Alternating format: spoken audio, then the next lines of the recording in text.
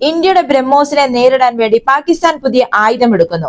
Operation സിന്ദൂരിൽ India BrahMos supersonic cruise missile നിർണായകമായി ഉപയോഗിച്ചതിനെ തുടർന്ന് നമ്മുടെ ഇന്ത്യയുടെ ബ്രഹ്മോസ് സൂപ്പർസോണിക് ക്രൂയിസ് മിസൈലിന്റെ വിജയത്തെ തുടർന്ന് ഇപ്പോൾ ബ്രഹ്മോസിനെ പ്രതിരോധിക്കാൻ വേണ്ടി പാകിസ്ഥാൻ അടിയന്തരമായി നൂതന വ്യോമ പ്രതിരോധ സംവിധാനങ്ങൾ തിരയുകയാണ്. നമുക്ക് എല്ലാവർക്കും അറിയാം, പാകിസ്ഥാന് ചൈന നൽകിയ HQ-9B, HQ-16 തുടങ്ങിയ വ്യോമ പ്രതിരോധ സംവിധാനങ്ങളെല്ലാം ഇന്ത്യയുടെ ബ്രഹ്മോസ് തകർത്തെറിയുകയായിരുന്നു. കൂടാതെ 13 പാകിസ്ഥാന്റെ വ്യോമസേന താവളങ്ങളിൽ 11 ഇന്ത്യ നാശം വിധിച്ചു.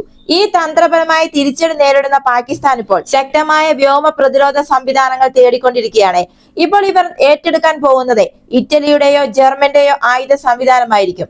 അതായത് ഇറ്റലിയുടെ common anti air modular missile extended range അഥവാ CAMMER, അതേപോലെ തന്നെ ജർമ്മനിയുടെ infrared imaging system tailor thrust vector controlled അതായത് IRST എന്നിവയാണ് ഇപ്പോൾ പാകിസ്ഥാൻ പര്യവേഷണം ചെയ്യുന്നത്. ഇതിൽ ജർമ്മനിയുടെ IRST ആണ് പാകിസ്ഥാൻ കൂടുതൽ അനുകൂലിക്കാൻ സാധ്യതയുണ്ട് എന്ന റിപ്പോർട്ടുകളൊക്കെ പുറത്തു വരുന്നുണ്ട്. നമ്മുടെ ബ്രഹ്മോസിന്റെ ഒരു വെല്ലുവിളി എന്ന് പറയുന്നത് മാക് 3 വരെ വേഗത, 450 മുതൽ 800 കിലോമീറ്റർ വരെ പരിധി, കുറഞ്ഞ റഡാർ ക്രോസ് സെക്ഷൻ എന്നിവയ്ക്ക് പ്രാപ്തിയുള്ള ബ്രഹ്മോസ് മിസൈൽ ഓപ്പറേഷൻ സിന്ദൂരിൽ ഈ ബ്രഹ്മോസ് മിസൈലിന്റെ കഴിവ് ലോകരാജ്യങ്ങളെ എല്ലാം അത്ഭുതപ്പെടുത്തിയിരിക്കുകയാണ്. ബ്രഹ്മോസിനെ തടയാൻ കഴിയില്ല എന്നാണ് ലോക രാജ്യങ്ങളെല്ലാം ഇപ്പോൾ പറയുന്നത്. അതായത് ഇതിന്റെ ഫയർ ആൻഡ് ഫോർഗെറ്റ് സംവിധാനം, അഡ്വാൻസ്ഡ് ഇലക്ട്രോണിക് കൗണ്ടർ മെഷറുകൾ, കൃത്യമായ കൃത്യത എന്നിവ ബ്രഹ്മോസിന്റെ മാത്രം സവിശേഷതകളാണ്. ചൈനയുടെ HQ-9B, അതായത് ഇതിന് ഏകദേശം 300 കിലോമീറ്റർ ദൂരപരിധി ഉണ്ട് എന്നാണ് ചൈന അവകാശപ്പെടുന്നത്. അതേപോലെ തന്നെ ചൈനയുടെ HQ-16 എന്നിവ ഉൾപ്പെടെ പാകിസ്ഥാന്റെ നിലവിലുള്ള പ്രതിരോധ സംവിധാനങ്ങളെയെല്ലാം ഇന്ത്യയുടെ ബ്രഹ്മോസ് തകർത്ത് കളഞ്ഞു എന്ന് വേണം പറയാൻ.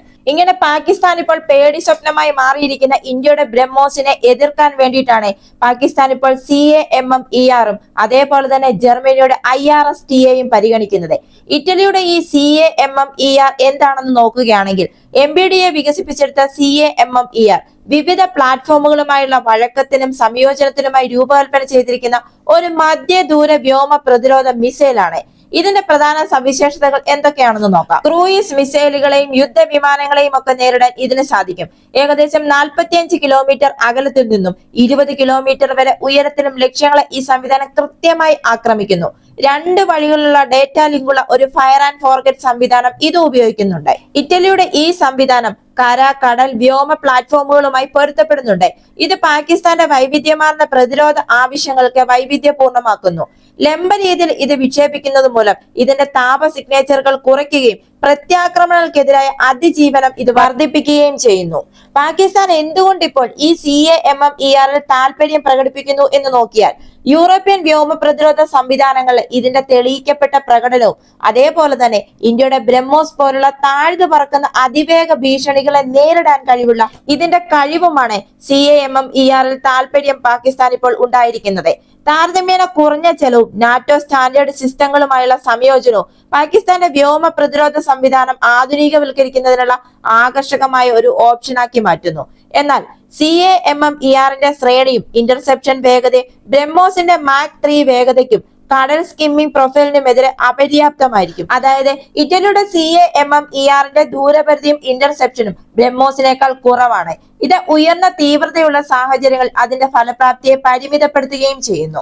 അതേപോലെ തന്നെ ജർമ്മനിയുടെ ഈ IRST നോക്കുകയാണെങ്കിൽ ജർമ്മനി, സ്വീഡൻ, ഇറ്റലി തുടങ്ങിയ രാജ്യങ്ങളുമായി സഹകരിച്ച് ഡീൽ ഡിഫൻസ് വികസിപ്പിച്ചെടുത്ത IRST ഉപരിതലത്തിൽ നിന്ന് വിക്ഷേപിക്കാവുന്ന വകഭേദമുള്ള ഒരു ഹ്രസ്വ മധ്യദൂര വ്യോമ പ്രതിരോധ സംവിധാനമാണ്. IRST SLM 40 കിലോമീറ്റർ ദൂരപരിധിയാണ് ഇത് വാഗ്ദാനം ചെയ്യുന്നത്.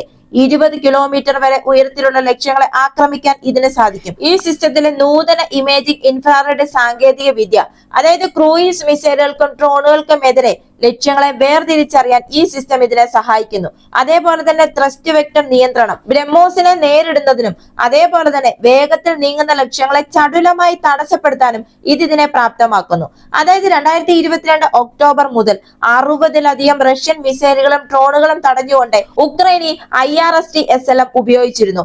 ഉക്രൈൻ ഉയർന്ന കിൽ റേഷ്യോ ആണ് ഇത് പ്രകടമാക്കിയത്. തെളിയിക്കപ്പെട്ട ട്രാക്ക് റെക്കോർഡ്, നൂതന സീക്കർ സാങ്കേതിക വിദ്യ, ആധുനിക വ്യോമ പ്രതിരോധ ശൃംഖലകളുമായുള്ള അനുയോജ്യത എന്നിവ കാരണം പാകിസ്ഥാൻ ഈ IRSTയെ ബ്രഹ്മോസിനു വേണ്ടി ശക്തമായ ഒരു പ്രതിരോധിയായി തിരഞ്ഞെടുക്കാനാണ് സാധ്യത. അതായത് ഇതിന്റെ അതിവേഗ ഭീഷണികൾക്കെതിരെ ഉക്രൈനിൽ ഇത് നേടിയ വിജയമാണ് പാകിസ്ഥാനെ ഇപ്പോൾ ആകർഷിച്ചിരിക്കുന്നത്. റഷ്യയുടെ ക്രൂയിസ് മിസൈലുകളും ഡ്രോണുകളും നിർവീര്യമാക്കിയ ഉക്രൈനിലെ IRST-SLMന്റെ പ്രകടനം ഒരു യുദ്ധ പരീക്ഷണ നേട്ടമാണ് നൽകുന്നത്. ഉക്രൈനിലെ വ്യോമ പ്രതിരോധ സേന ജർമ്മൻ നൽകിയ IRST സംവിധാനം ഉപയോഗിച്ച് 8 റഷ്യൻ ക്രൂയിസ് മിസൈലുകളെ വെറും 30 സെക്കൻഡിനുള്ളിലാണ് തടഞ്ഞു നിർത്തിയത്. ഇത് മാത്രമല്ല, അവരുടെ നിർണായക അടിസ്ഥാന സൗകര്യങ്ങൾക്ക് കേടുപാടുകളൊന്നും സംഭവിച്ചിട്ടില്ലെന്നുമാണ് ഉക്രൈൻ സേന വെളിപ്പെടുത്തിയത്. റഷ്യയുടെ ഒനിക് ക്രൂയിസ് മിസൈലുകൾക്കെതിരെ പോലും IRST മികച്ച പ്രകടനമാണ് കാഴ്ചവെച്ചത്. ഇന്ത്യയുടെ ഈ ബ്രഹ്മോസുമായി ഒനിക്സിന് ഒരു സാങ്കേതിക പാരമ്പര്യവുമുണ്ട്. ഇറ്റലിയുടെ ഈ CAMM-ERന്റെ റഡാർ അധിഷ്ഠിത സംവിധാനവുമായി താരതമ്യപ്പെടുത്തുമ്പോൾ IRSTയുടെ ഇൻഫ്രാറെഡ് സീക്കറും ഉയർന്ന മാനുവറബിലിറ്റിയും ബ്രഹ്മോസിന്റെ വേഗതയെയും താഴ്ന്ന ഉയരത്തിലുള്ള ഫ്ലൈറ്റ് പ്രൊഫൈലിനെയും നേരിടാൻ കൂടുതൽ അനുയോജ്യമാണ്. ഇതൊക്കെ കൊണ്ടുകൂടി തന്നെ പാകിസ്ഥാൻ IRST തിരഞ്ഞെടുക്കാനാണ് കൂടുതൽ സാധ്യത. ഇത് മാത്രമല്ല, പ്രതിരോധ റിപ്പോർട്ടുകൾ സൂചിപ്പിക്കുന്നത് പോലെ ജർമ്മനിയും പാകിസ്ഥാനും തമ്മിൽ പ്രതിരോധ സഹകരണത്തിന് ഒരു ചരിത്രം തന്നെയുണ്ട്. ജർമ്മനി പാകിസ്ഥാനിലേക്ക് IRSTയുടെ വിവേകപൂർണമായ പ്രൊമോഷൻ സാമ്പത്തിക താല്പര്യങ്ങളുമായി പ്രതിരോധ നയതന്ത്രവുമായും യോജിക്കുന്നു. ഇതിന് വിപരീതമായി ഇറ്റലിയിലേക്ക് പോവുകയാണെങ്കിൽ ഇറ്റലിയുടെ നാറ്റോയുമായുള്ള സഖ്യവും ഇന്ത്യയുമായുള്ള ശക്തമായ ബന്ധവും പാകിസ്ഥാനിലേക്കുള്ള CAMM-ER കയറ്റുമതിയെ സങ്കീർണമാക്കിയേക്കാം. ജർമ്മനിയെ മുൻനിരയിൽ നിർത്തി ഡീൽ ഡിഫൻസ് നിർമ്മിക്കുന്ന IRSTയുടെ നിർമ്മാണം വിശ്വസനീയമായ ഒരു വിതരണ ശൃംഖലയാണ് പാകിസ്ഥാന് നൽകുന്നത്. സ്റ്റോക്ക് പൈൽ ആശങ്കകൾ പരിഹരിച്ചുകൊണ്ട് പാകിസ്ഥാന് പ്രാദേശിക ഉൽപാദനമോ അസംബ്ലിയോ സംബന്ധിച്ച് ചർച്ചകൾ നടത്താനും കഴിയും. ഇതുകൂടാതെ പാകിസ്ഥാന്റെ ആയുധപ്പുരയിൽ നിലവിലുള്ള ചൈനീസ് പാശ്ചാത്യ ആസ്തികളുമായി ഇത് സംയോജിപ്പിക്കാനും കഴിയും. അതേപോലെ തന്നെ IRSTയുടെ പോരാട്ടവും തെളിയിക്കപ്പെട്ട നിലയും അതേപോലെ തന്നെ പെട്ടെന്നുള്ള ലഭ്യതയും, അതായത് 2025 പോലും മെയ് മാസത്തോടെ ജർമ്മനി ഉക്രൈനിലേക്ക് 10 യൂണിറ്റുകളാണ് എത്തിച്ചത്. ഇതേപോലുള്ള ഉടനടി ലഭ്യതയും ഒക്കെ ബ്രഹ്മോസിനെ നേരിടാനുള്ള പാകിസ്ഥാന്റെ അടിയന്തര ആവശ്യം പരിഹരിക്കുന്നതിനുള്ള ഒരു വേഗത്തിലുള്ള പരിഹാരമാക്കി ഇപ്പോൾ IRSTയെ മാറ്റിയിരിക്കുകയാണ്. ഇതൊക്കെ പറയുമ്പോഴും പാകിസ്ഥാൻ ഇതിന്റെ സാമ്പത്തിക ചിലവ് ഇത് വഹിക്കാൻ പാകിസ്ഥാന് കഴിയുമോ എന്ന് ചോദിച്ചാൽ ആഗ്രഹങ്ങൾക്ക് പരിധികളില്ല. IRST-SLM ചെലവേറിയതാണ്. ഒരൊറ്റ ബാറ്ററിക്ക് 178 മില്യൺ ആണ് ചെലവാകുന്നത്. പാകിസ്ഥാന്റെ സാമ്പത്തിക പരിമിതികൾ സംഭരണ സ്കെയിലിനെ പരിമിതപ്പെടുത്തിയേക്കാനും സാധ്യതയുണ്ട്. പ്രാദേശിക ഉൽപാദനത്തിന് ഇത് ലഘൂകരിക്കാൻ കഴിയും, പക്ഷെ ഗണ്യമായ നിക്ഷേപവും ആവശ്യമാണ്. ഇവിടെ മറ്റൊരു കാര്യവുമുണ്ട്. ഇന്ത്യയുടെ പ്രൊജക്ട് 75I അന്തർവാഹിനി കരാറിൽ ജർമ്മനി പങ്കെടുക്കുന്നുണ്ട്.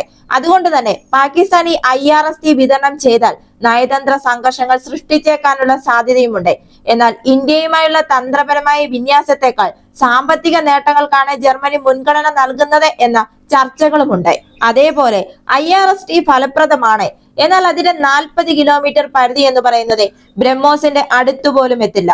ബ്രഹ്മോസിന്റെ 800 കിലോമീറ്റർ എക്സ്റ്റൻഡഡ് റേഞ്ച് വേരിയന്റിനേക്കാൾ വളരെയധികം കുറവാണ് ഇത്. അതിനാൽ സമഗ്രമായ ഒരു കവറേജിനായി പാകിസ്ഥാൻ ഒന്നിലധികം സംവിധാനങ്ങൾ വിന്യസിക്കേണ്ടതായി വരും. ഇന്ത്യയുടെ ബ്രഹ്മോസിന് മുന്നിൽ പിടിച്ചു നിൽക്കാൻ കഴിയില്ലെന്ന് മനസ്സിലാക്കിയ ആശങ്ക വർദ്ധിച്ച പാകിസ്ഥാൻ ഇപ്പോൾ ശക്തമായ വ്യോമ പ്രതിരോധ സംവിധാനത്തിന് വേണ്ടി പല രാജ്യങ്ങളിലും സഹായം തേടുകയാണ്. ഇതുപോലുള്ള വാർത്തകൾക്ക് വേണ്ടി മറക്കാതെ തന്നെ ഈ ചാനൽ ഒന്ന് സബ്സ്ക്രൈബ് ചെയ്യുക. ഈ വീഡിയോ ഇഷ്ടമായെങ്കിൽ ലൈക്ക് തരിക. മറ്റൊരു വീഡിയോയുമായി വീണ്ടും കാണാം.